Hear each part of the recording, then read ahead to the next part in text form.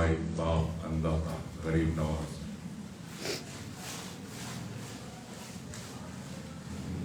ہندوستان کے پہلے محدث شاہ محدث دہلوی رحمۃ اللہ علیہ،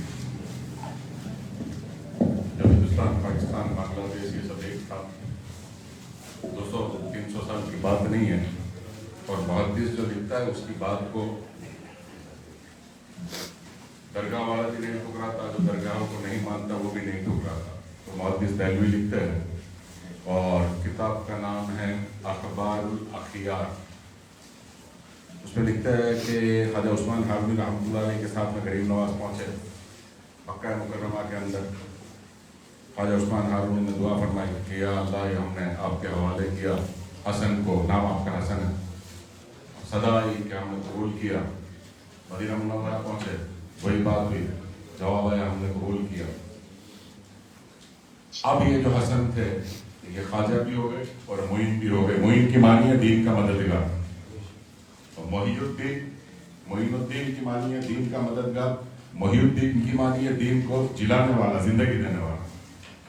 تو حضور نبی کریم سرور کائنات صلی اللہ علیہ وسلم نے رات میں آ کر خواب میں یہ کہا کہ معین ہندوستان جاؤ اور دین کی تبلیغ کرو.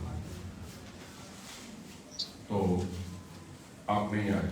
اللہ کا دوست ولی اللہ کے دوست کو کہتے ہیں، اور یہ ولیوں کا سردار ہے، غوث اعظم سردار ہے. اور آقا دو جہاں صلی اللہ علیہ وسلم نے جو خواب میں کہا اس پر عمل نہیں کیا. دوسرے دن پھر نبی کریم سرور کائنات صلی اللہ علیہ وسلم خواب میں آئے اور کہا بھائی میں نے آپ سے کہا تھا یہ لقب وہاں سے معین الدین. تو کہا کہ وہ جو راستہ ہے وہ مجھے علم نہیں ہے اور یہاں سے بہت دور ہے، تو اس لیے میں نہیں گیا. کیوں یہ انکار ہوا؟ 1 رات 2 رات 3 رات غریب نواز کا. حضور نبی کریم سرور کائنات صلی اللہ علیہ وسلم کے حکم. سورہ حدیبیہ کا جو واقعہ ہے سورہ فتح کے اندر اس کا ذکر ہے کہ جب سورہ نامہ لکھا جاتا تھا تو حضرت علی رضی اللہ تعالیٰ عنہ رائٹر تھے، تو اس میں لکھا تھا کہ فرسٹ پارٹی محمد رسول اللہ صلی اللہ علیہ وسلم، اور سیکنڈ پارٹی میں ابو سفیان جو کافروں کی طرف سے سر تھا. تو جب بات ہوئی تو جب سورہ نامہ دیکھا تو اس میں لکھا تھا محمد رسول اللہ صلی اللہ علیہ وسلم. تو کافروں نے آبجیکشن لیا کہ بھئی ہمارا جھگڑا لڑائی جو ہے یہ اس کی ہے نا، ہم رسول نہیں مانتے، تو آپ اس کو کاٹ دو. حضور نے حکم دیا علی کو کہ کاٹ دو، یہ جو رسول اللہ لکھا ہوا ہے. تو مولا کائنات نے کہا کہ نہیں، رسول اللہ کا حکم. کیا بات ہے؟ بولا ہماری بھی ان سے کوئی ذاتی دشمنی نہیں ہے. بات اگر پہنچانے میں کامیاب رہا تو میری قسمت کہ ہماری بھی ان لوگوں سے کوئی ذاتی دشمنی نہیں ہے. مسئلہ صرف اتنا ہے کہ ہم رسول اللہ مانتے ہیں اور یہ انکار کرتے ہیں، تو میں اپنے ہاتھ سے کاٹوں گا نہیں. تو غریب نواز نہیں گئے. دوسرے دن حضور نبی کریم سرور کائنات صلی اللہ علیہ وسلم نے آ کے خواب کے اندر میپ دیا. نقشے کو آپ کیا کہتے ہیں؟ راستے کا میپ. آپ چلے جاؤ. نہیں گئے. تیسرے دن پھر خواب میں آئے، شاہ محدث دہلوی لکھ رہے ہیں. کہا معین کیا بات ہے؟ گئی نہیں. کہا مجھے ڈر لگتا ہے فرشتہ.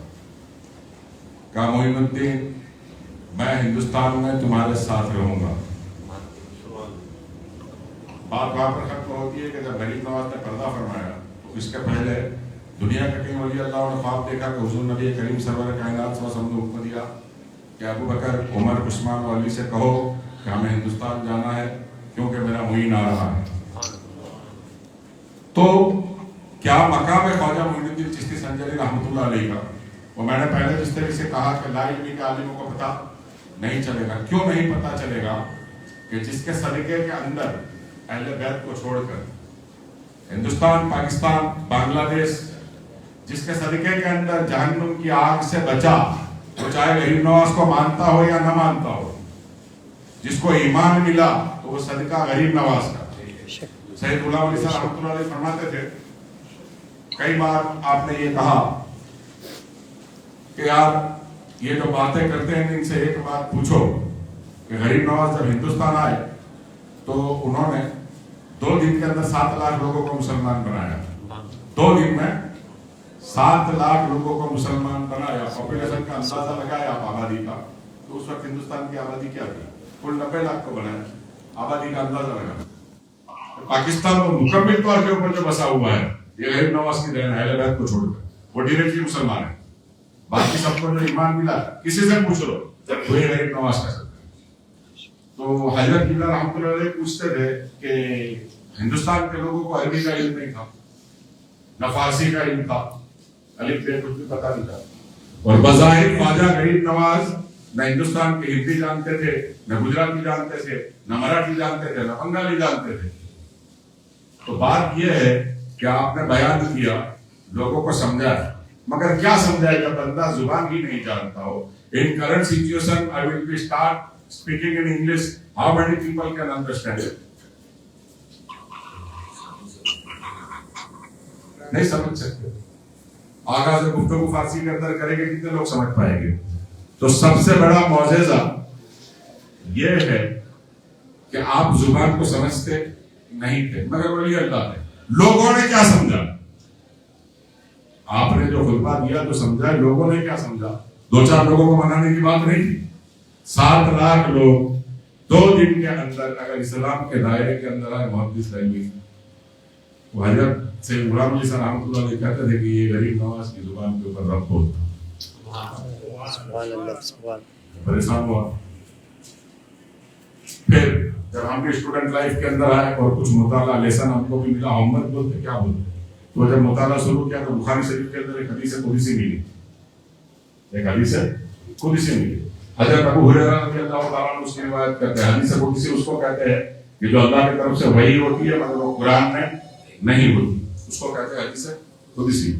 تو رب تبارک و تعالیٰ فرماتا ہے کہ جب کوئی بندہ نوافل کے ذریعے میرا قرب حاصل کر لیتا ہے تو اس کی آنکھ میں بن جاتا ہوں جس سے وہ دیکھتا ہے, اس کی زبان میں بن جاتا ہوں جس سے وہ بولتا ہے, اس کے ہاتھ اور پیر میں بن جاتا ہوں جس سے وہ کام کرتا ہے, اور اگر وہ مجھ سے کسی چیز کی طلب کرتا ہے منظور کا ہندوستان کا ویزا, ارادہ ہی نہیں تو پکا. اگر وہ مجھ سے کسی چیز کی طلب کرتا ہے تو میں اسے فوراً عطا کرتا ہوں. یہ میری بات نہیں ہے, یہ اللہ رب العزت کی طرف سے نازل ہوئی وہی ہے, حدیث قدسی ہے. تو یہ جو صرف ہے جو خواجہ معین الدین چشتی کو بھی حاصل ہوا ہے, یہ صرف عالم اسلام میں آدم علیہ السلام سے لے کر اب تک حضور نبی کریم صلی اللہ علیہ وسلم کا غلامان غلام ہے, اولاد کی اولاد کی اولاد ہے خواجہ معین الدین چشتی. تو آپ کا جو لقب ہے نائب رسول, نائب رسول اس لیے ہے کہ یہ صرف کسی کو بھی حاصل نہیں ہے کہ ایک دست سے ایک ہاتھ سے 2 دن کے اندر 7 لاکھ لوگوں کو مسلمان کیا ہو. یہ صرف کسی کو بھی حاصل نہیں ہے. کوئی لشکر یا تلوار نہیں تھا جو زبان پر رب بولتا تھا. یہ غریب نواز کا مقام ہے. بات لمبی ہو سکتی ہے چونکہ سننے کے لیے بیٹھے ہیں, سنانے کے لیے نہیں بیٹھے ہیں. یہ سامو دس دہلی اور اخبار الخیال.